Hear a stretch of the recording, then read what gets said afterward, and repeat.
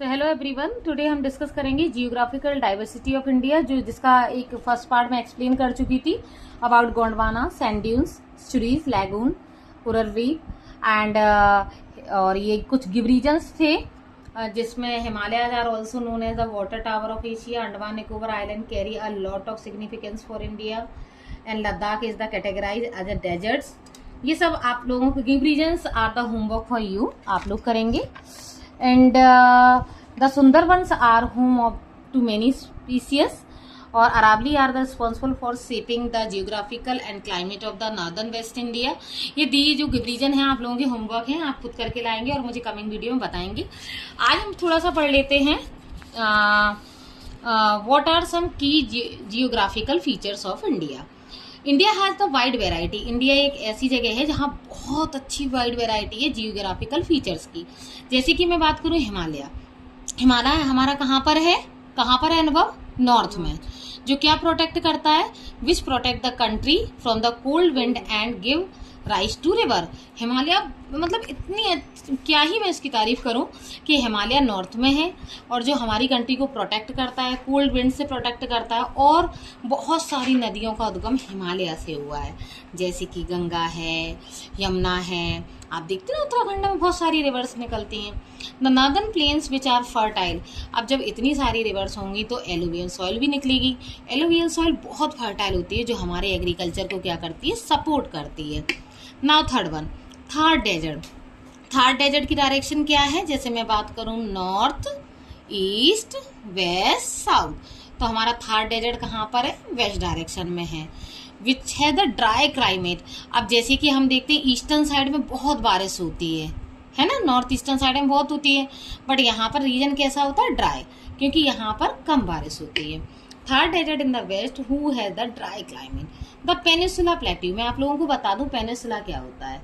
A piece of land area जो 3 side से पानी से कवर होता है। वाटर, वाटर एंड वाटर, जो तीनों साइड से वाटर पानी से कवर होता है उसको बोलते हैं हम peninsula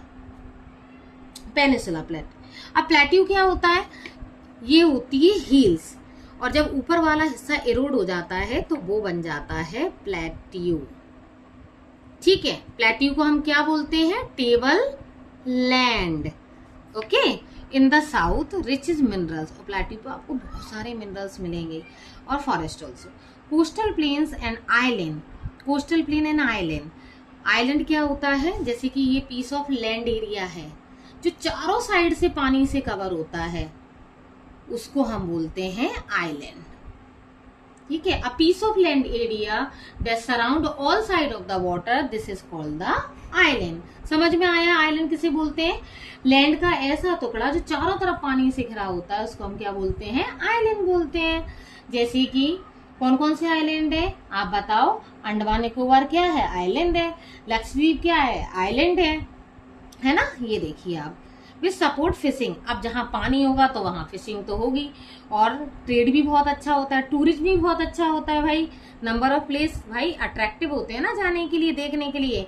major rivers like the Ganga, Yamuna, Brahmaputra, Godavari और कृष्णा, आप देख सकते हैं बहुत सारी rivers, and which are the crucial for irrigation, drinking water and transportation.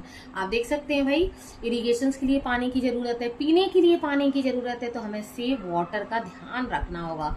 Transportation भी करते हैं ना। सबसे पुराना जैसे ट्रांसपोर्टेशन जो है, पुराना नहीं मतलब जो हैवी सामान लोडेड करता है, वो वाटर ट्रांसपोर्ट होता है, जो कि सस्ता भी होता है।